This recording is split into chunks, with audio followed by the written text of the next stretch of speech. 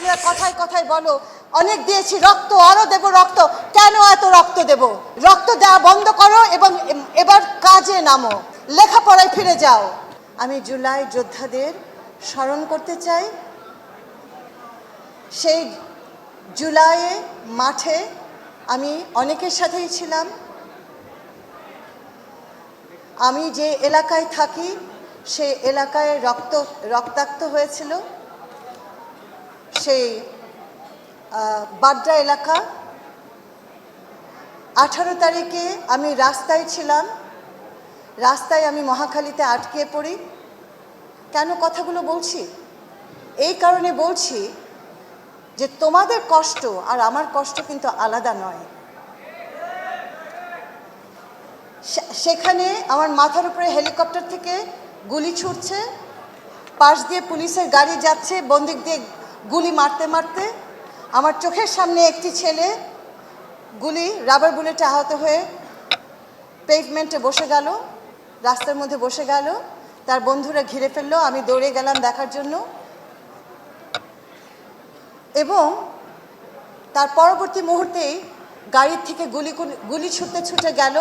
সবাই ছত্রভঙ্গ হয়ে দেয়ালের সাথে আটসাট হয়ে দাঁড়িয়ে থাকলো।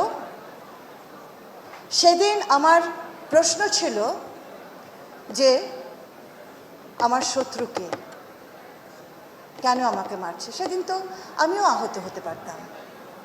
অর্থাৎ জুলাই খুব গভীরভাবে আমাদের প্রত্যেক মানুষের ভেতরে নাড়া দিয়েছে। আমি 71 দেখেছি, এই কথা আমি বলেছি আগে, আমি আবার বলতে চাই। আমার জীবদ্দশায় আমি দুটো নৃশংসতা দেখেছি। 71-এ পরিবার সহ সকলে রাস্তায় ছিলাম, যুদ্ধের অংশীদার ছিলাম আমরা, আমার পুরো পরিবার। যেখানে থেকেছি সেখানে ধ্বংসযজ্ঞ দেখেছি, মৃত্যু দেখেছি। বাংলাদেশের মানুষ বারবার ন্যায্যতার জন্যে, আদর্শের জন্যে যুদ্ধে নেমেছে। যেহেতু আমি 71-ও দেখেছি, 71-এর পরের যে সংকট সেটার ভেতর দিয়ে বেড়ে উঠেছি। একটি বড় যুদ্ধের পরে একটি রাষ্ট্র কতখানি অস্থির হয় সেটা দেখেছি।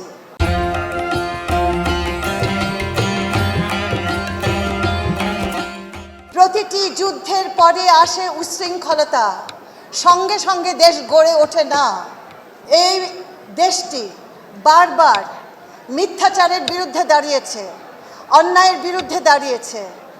বারবার এই দেশের মানুষ সাম্যের জন্যে, ন্যায্যতার জন্যে রাস্তায় মরেছে।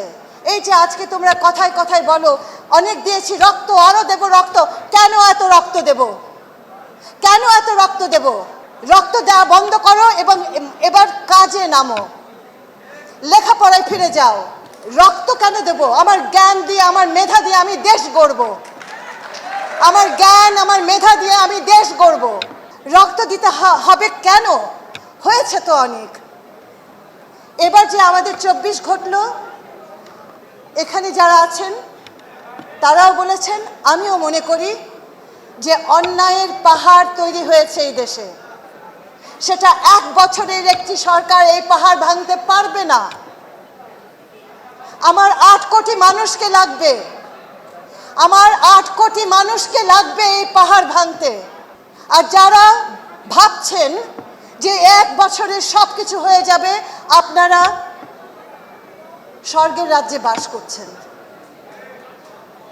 যে কাঠামো আমরা পেয়েছি সেই কাঠামো পাহাড় সম, স্তরের পর স্তরের পর স্তরের পর স্তর। একটা স্তর ভাঙলে আরো 4টা স্তর থেকে যায়। দোসরের কথা বলছেন, তাকিয়ে দেখেন আপনার গ্রামে দোসর বসে আছে, পারছেন তাকে দূর করতে? 16 বছরের একটা অপসংস্কৃতি, অপশাসন রন্ধ্রে রন্ধ্রে প্রবেশ করেছে।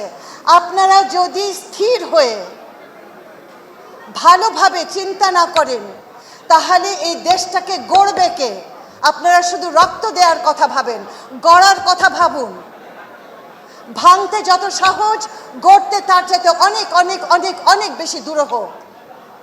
আর আপনাদের ছাড়া এই সরকার যেমন পারবে না, আগামী নির্বাচিত সরকারও পারবে না, এটা জেনে রাখবেন।